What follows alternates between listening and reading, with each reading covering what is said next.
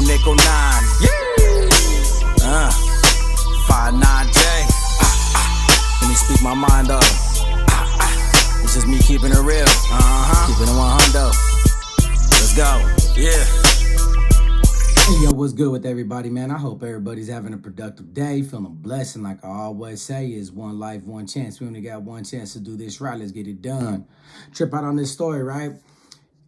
Myself, as long as the other people, we talked about Wicked from Blyth Street. Everybody knows the history from Wicked from Blyth Street.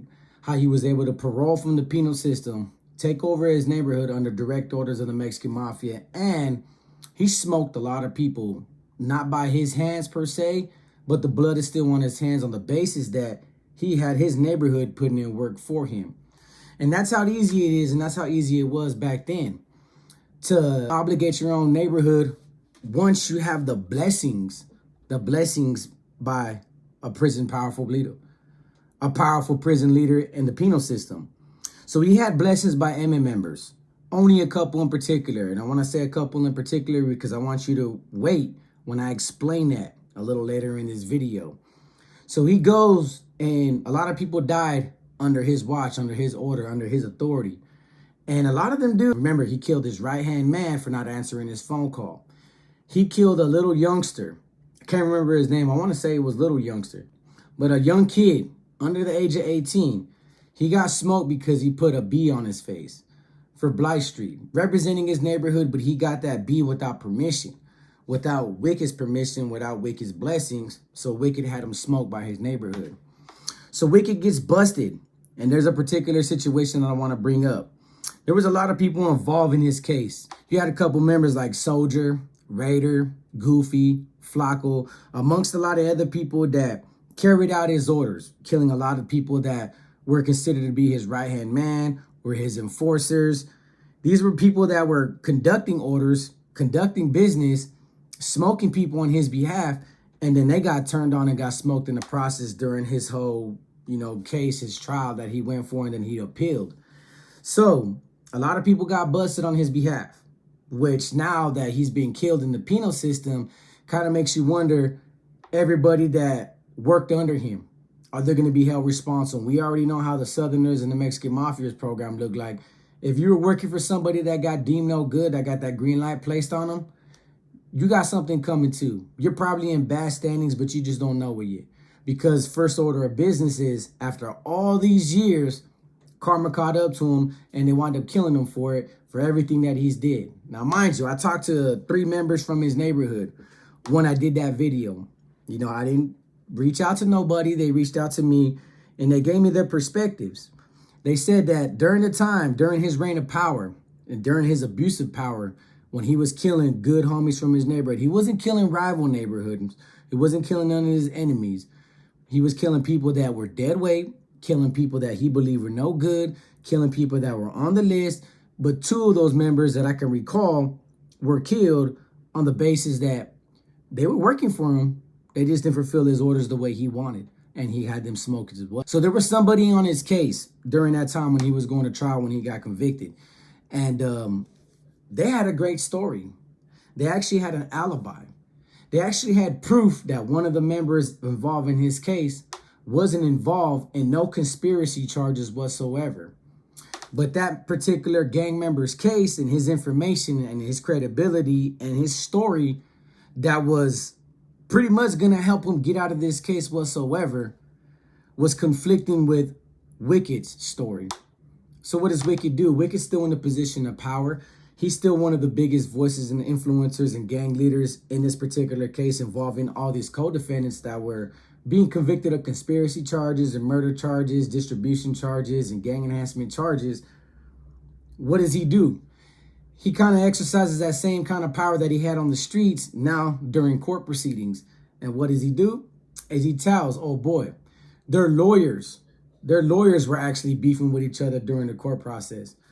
Wicked's lawyer had a defense for him, had a story, had a quote-unquote alibi, had an argument that Wicked wasn't responsible for none of these conspiracy charges and none of these murder charges that were going on, right? But it just so happened that one of his co-defendants' story was bumping with his story, and they weren't sounding the same. And it was I guess you could say agreed upon, or dude in his head reached the conclusion that if this man's story and his alibi and his argument is so good that it might be detrimental to mine and it might force me to lose my argument and I might get convicted of it, I got to do something about it. So first the lawyers were bumping heads, and obviously the lawyers are going to abide by the law and abide by their duty as public defenders or lawyers, or the whatever books that they follow. Their confidentiality was like, nah, man, I'm not gonna change my story and my argument because your client is his story. He believes his story is conflicting with this story and it might get him convicted. I'm here to defend my client and my client only. And my client's story and his credibility and his alibi and his witnesses and his argument is good enough for me to defend him and willing to defend him that I might get my subject off the case. Well, Wicked didn't like that. So when the lawyers couldn't come to an agreement to change the stories, Wicked shoots his co-defendant, another gang member involved in this case, a quick message. And the message was clear as day, basically telling him, hey, change your story. Your story is going to mess up my story and is going to get me convicted. And you already know what's up and you already know what's going to happen if I get convicted because your story was conflicting with my story. So what do you think that gang member does? He's loyal to the cause. He's loyal to the gang. He's loyal to everything that he was, involved with and who he was involved with. But the cool part about it is that his story would have got him off this case. And he tried his best for a very long time until he received that threat. That threat which told him, go ahead with the argument. Follow through with that argument and see what happens. Because if I get convicted for your story and you get off, best believe I'm going to smoke you too. I'm going to kill you too. I'm going to have the neighborhood kill you because you got me railroaded. In all actuality, he placed himself in that predicament by doing everything he did, and he has people testifying against him. A lot of things, a lot of murders, traced back to him. He was very proud back then to be a gang leader and calling all these hits, but when it came down to facing hard time and the possibility of losing that trial, he basically was like, nah, I ain't going down like that. I don't want to go down for all this. If there's a way I can get out of it and throw a couple of my homies on the bus, they knew what they signed up for. They knew exactly what they were doing. They knew the orders that I was giving them. I put their blood on their hands. The blood is not on my hands. And that's how easy it is. That's how gang leaders think. If a gang leader can have all this business conducted without anything being traced back to him and everybody else takes the fall for it, well, guess what?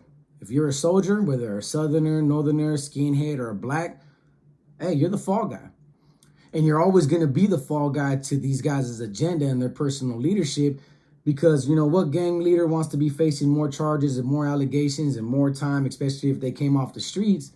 Hey, they'd rather be on the streets conducting more business, killing more people, extorting more people, collecting more money at your expense, at the cost of your freedom. If you can get railroaded on their behalf, hey, I'm your leader. You follow my orders. If I ask you to go down for it, you're going to go down for it. Is that what you guys really want to commit yourselves to? The lifetime commitment that you guys all glorify all over social media and in my comment section? Hey, I'm solid. I'm loyal. Loyalty is everything, and loyalty goes a long way. Loyalty may be small, but it means everything. So if I got to go down for my big homies and go down for my gang leaders, and that's what they ask of me, because that's what they ask of you subliminally with little objectives, little orders, the mentality that they want you to adapt or learn or memorize or commit to every day, it's going to lead you down that path of destruction one way or the other if you're fully committed to that kind of loyalty and to that kind of leadership as well. This dude he changes his story. Changes his story, retracts everything. His whole argument tells his lawyer to change everything because he doesn't want to end up in the penal system for a small amount of time because he was able to beat a lot of these charges, only to end up in county jail, get transferred to a prison yard where this dude has a couple Mexican mafia members' ears, and he gets stabbed to death on the yard because, hey, I got my big homie convicted with life without the possibility of parole because my argument was better than his. So he changed up the narrative, changed up the story. And they didn't connect him to the murders, but he got conspiracy just for smoking and being around gang members. See, that gang enhancement, that conspiracy to be involved for the benefit of a street gang got the dude life without the possibility of parole, but he could be getting parole anytime soon now with these new laws from what I was told. But, he couldn't beat his case, and he couldn't fight for his case because Wicked wanted to come home. And Wicked didn't want nobody's arguments better than his arguments to try to beat his case. Even though he didn't beat his case, even though he lost and he still got convicted for a lot of crimes and wind up going to the penal system and wind up being a politician on the yard, the dude got conspiracy for smoking a pipe and for having dope and distribution on behalf of Wicked from Blyth Street and for the benefit of a street gang. And the dude got life anyways on other charges. On other charges because he couldn't present a proper argument, a defense, an alibi that really would have protected him, because his name, it was similar to a lot of other people's names that were coming up in the case. So they just connected him to it. Hey, man, this dude's nickname is this. This is what we heard. This is the confidential information we have. Not really knowing, or if they did, they just pinned it on somebody that was real easy to get, convicted of and find a little bit of evidence on. This dude's nickname was like a familiar nickname with a lot of other nicknames, all similar nicknames, all the same nicknames. He gets busted for it. So Wicked threatens him during the court proceedings. He changes it. He gets life. Makes me ask yourself the question, would you do the same thing if your big homie said, hey, bro, even though you're trying to fight for this case, even though I had you do all this for this case, even though you have a possibility of beating this case, I'm going to need you to change your statements and I'm going to need you to change your arguments. That way you can help me out on my case. And hopefully I beat this case. Because as a gang leader, as a big homie, as your elders, as your padrinos, they're going to ask that from you one way or another. Because a lot of these big homies that are being made and have the ability to go to the streets or in the streets getting made, they want to conduct as much as business as possible and take over as much as possible. So when they get incarcerated, they have something to fall back on. Soldiers, neighborhoods, taxation, collections, dope boys, you name it. They're trying to secure all this for themselves as long as possible because they know it's only a matter of time when that law enforcement agency comes knocking at their door with enough evidence to convict them. Ask yourself, to all you committed gang members, active gang members that tune in, ask yourself that question. If you have a chance to beat your case, but your big homie says, nah, I'm going to need you to take all that back, that way I have a chance to beat my case. But if I don't beat my case, hey, man, you got my blessings, you got my palabra. You can go wherever you want in the penal system, use my name to your advantage, and take over prisons. I'm going to put you in a position of power, so you ain't really got to worry about nothing. Is your freedom worth a position of power in the penal system? Is your freedom worth the loyalty and respect that you're going to gain from a prison organization that's already incarcerated, and you're going to be incarcerated with them? But hey, you get as much as canteen as you want. You get some cell phones without permission. You can get some dope. You can get a third. You can get half of the zip that comes in. You can deem whoever you want to deem no good without probable cause, as long as you have my blessings. Is that worth your freedom? Is that worth your sacrifice? Is that worth your commitment to a gang when your big homies decide to say, you know what? I need to beat my case. Even though I had you smoke him, I need to beat my case. I'm not worried about your case. I'm not worried about if you get life. I'm trying to make it home. Wicked didn't make it home. So when I'm talking to his neighborhood, I asked the question. I didn't want to really know too much about the politics, even though I found out about the reason behind his demise on the penal system. I was just like, hey, man, how'd you guys feel about him? And they were mad. They said, man, this dude did a lot of homies wrong. He deemed a lot of homies wrong. He put a lot of homies on the bad news list, on the lease stop. He green-lighted a lot of people. So when he finally got busted, it was a sigh of relief that he was finally gone. Even though he still had control of a lot of the neighborhood, a lot of people didn't do things for him because of what he did to his right-hand man, his enforcers. So they already knew if they volunteered and raised their hand and said, you know what, I'll do a bottle for him. I'll go take care of this for him. Chales. They didn't want to answer his phone calls, answer his letters. They pretended like they didn't receive his messages. And that's probably why the dude lost so much power in the penal system. So he tried to gain power in the penal system by becoming politicians, meseros, trying to be made, working for big homies. Whoever was willing to conduct business for him, a lot of that money went to the memberships. And the big homies he was following in the penal system, he was accumulating somewhat of a power, becoming a mesero, trying to be made. I got conflicting stories from a lot of people. Some people said they were in county jail with him when he shot a filter out saying, hey, man, I'm a carnal. Some people say he was just being up for sponsorship. So, it goes back and forth when it comes to speculations on the yard about prison. But a lot of his neighborhood were like glad. They're actually happy that this man lost his life. Because the way they looked at it, like, man, he railroaded a lot of people, killed a lot of people, and incarcerated a lot of their homies because that's what they're dedicated to. They look up to their leadership. They respect their leadership. Sometimes you're just going to get equipped and have to work under false leadership, bad leadership. And he was considered bad leadership because not fulfilling his orders and not working for him in a position that he was in at the time when he had Big Homie's blessings, when he had MM members' blessings, to go against his word or his orders, his palabra, his objective. Look at all the people he was willing to deem that easy and people willing to kill him. Anybody in that position, anybody in that neighborhood could have got killed in the same fashion because they didn't follow his direct orders, especially when he killed his right-hand man for not answering the phone call. So I wouldn't say the neighborhood jumped for joy when he got killed. They just looked at it like this. Their perspective is the same. Damn, all that was bound to happen. Everything that he did wrong, all the blessings of his actions that were given by Mexican Mafia members, it came back on him. Why I say that is because this is how it works, and I just found this out recently. Say there's a couple Mexican Mafia members. You have 3 of them that are highly influential. You have one of them that just has power, and he has reach, and he has cell phones, and he has a bunch of neighborhoods working for him. And he gives the blessings to somebody like Wicked to say, hey, man, do what you got to do, collect all my money, and take care of the neighborhood. And Wicked goes out there and makes a lot of bad calls, kills a lot of people, extorts a lot of people, bad call after bad call after bad call, and loses the influence of his neighborhood. Well, these 3 highly influential Mexican Mafia members ain't gonna be like, hey, bro, what's up with your soldier? Hey, bro, like, what are you doing? Are you allowing this, man? Because we know it time and time again, when another member gets questioned by his own memberships, all his organization, deniability will save anybody's career. I didn't give that fool that blessings. I didn't know what he was doing. I was just getting all this money. He said this was happening, this was happening. He had me under the impression that everything was going good. I don't know about 5 of these murders. I didn't know he killed his right-hand man.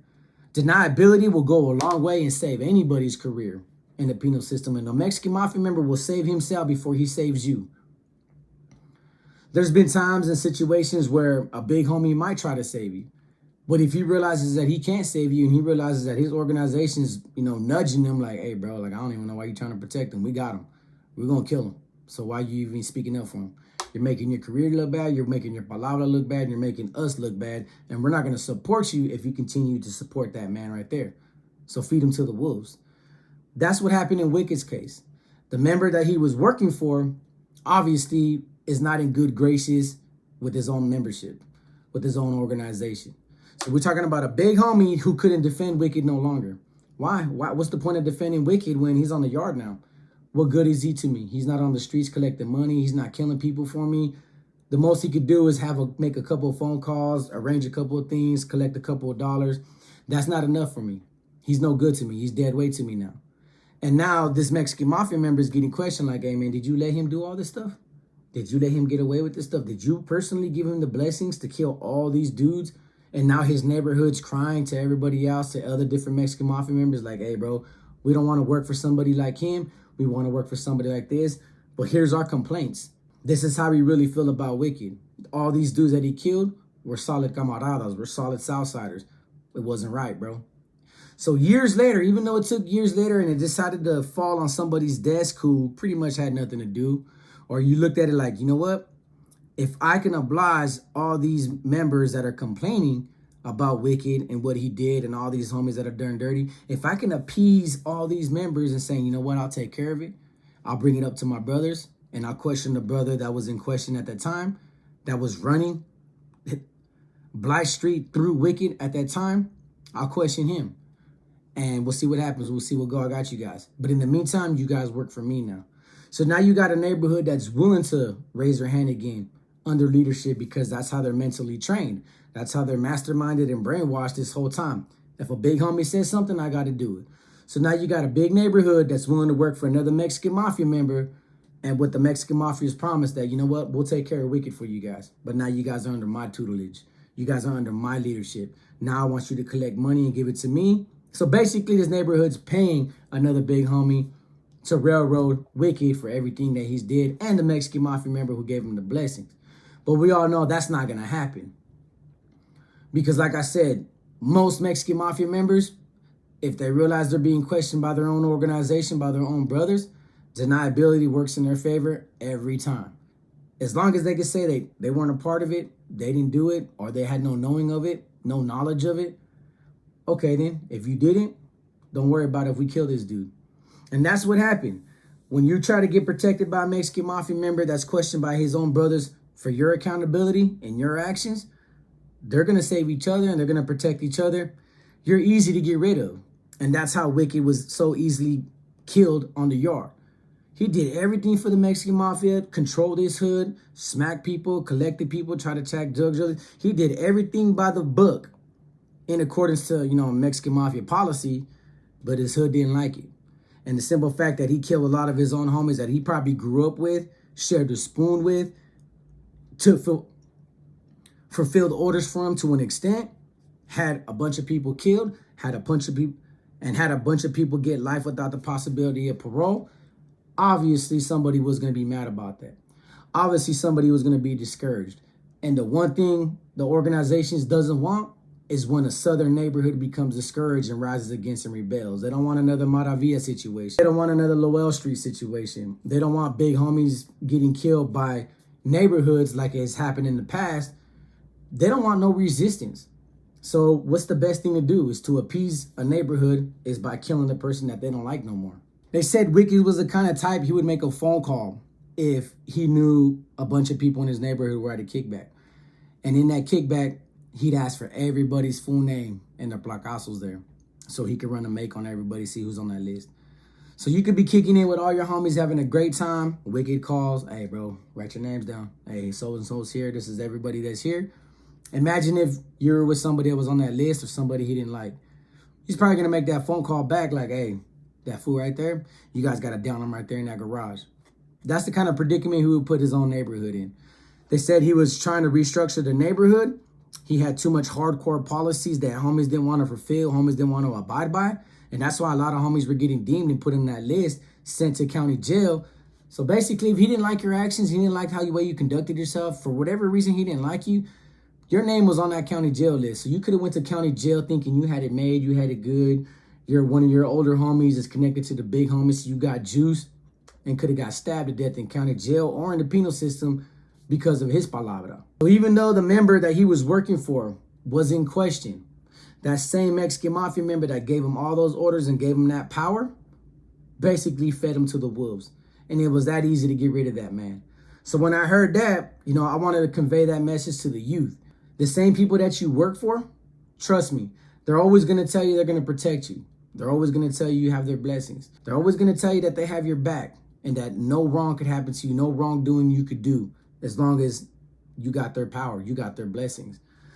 But it's so easy to take that blessing away because, trust me when I tell you this, everybody in this gang life and this gang culture will always say themselves before they speak up for another man. They will always say themselves and be willing to sabotage your career in order to save themselves. So this whole gang culture preaches loyalty and solidarity.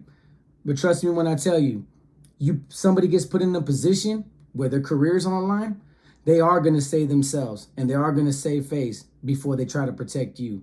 Because why should they put themselves in that position in the event that nobody wants to hear your side of the story and everybody wants you dead, or some big homies just don't feel like doing the investigation properly and they kill you?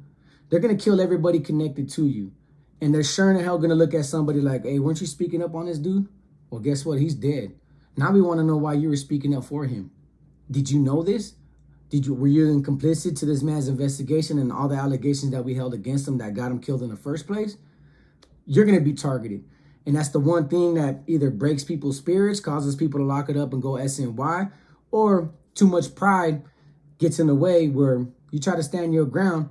But if somebody doesn't like what you were doing or doesn't like who you were connected to, doesn't like who you were trying to protect and speak up for, you can end up dead just like Wicked was. But as you can see, Wicked gets killed on the yard, wasn't nobody there to save him. But I thought he had all these blessings from all these members that he collected his money for. You would think his neighborhood would speak up against this man's demise, or at least now speak up and say, you know what, you guys killed a good homie. Why'd you guys kill him for? You know what, since you guys killed him, we're going to rebel. Nope. That neighborhood just got restructured and started working for another Mexican Mafia member.